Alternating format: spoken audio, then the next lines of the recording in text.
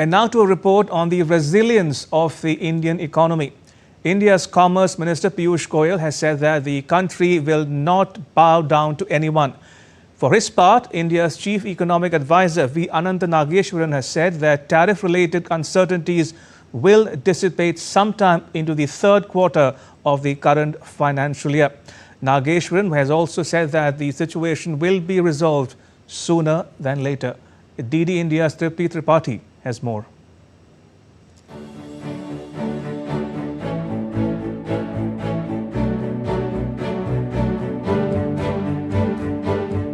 The story of India's growth and development is evident in the latest figures of the gross domestic product for the first quarter of the financial year 2025-26.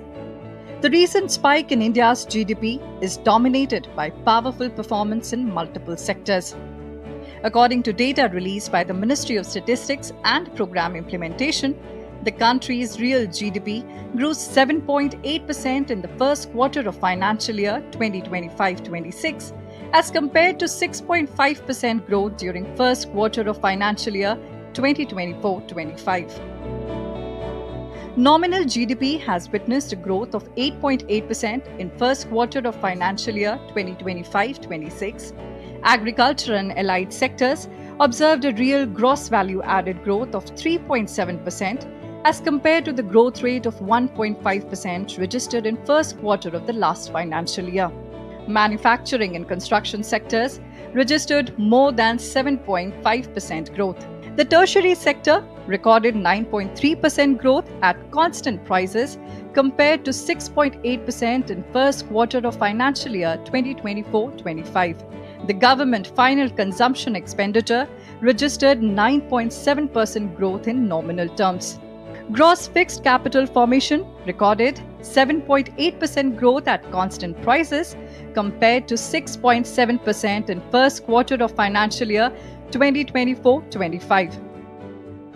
In spite of that, the real GDP growth has come out very well, and that is due to the resilience in manufacturing, the rebound in government consumption expenditure, and also the overall strong growth in services. So I think these augur well for future demand growth in the coming quarters as well. The Minister for Information and Broadcasting, Ashwini Vaishnav, took to his social media and highlighted Prime Minister Narendra Modi's reform-driven governance. The chairman of Confederation of Indian Industry, Rajiv Memani, stated that the latest figures underline the strength of our economy and has contributed to making India the fastest growing economy.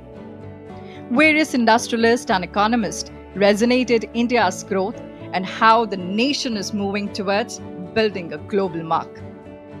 It shows that the economy is very buoyant in spite of so much of uncertainties around the tariff.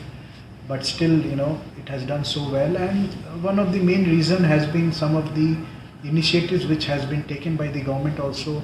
This has shown the robust nature of Indian economy, that even in the challenging times, I think the economy continues to grow. This shows a very stable performance in the quarter and the way that things are going. I'm sure that India is moving ahead to achieve the goal of third largest economy by 2030.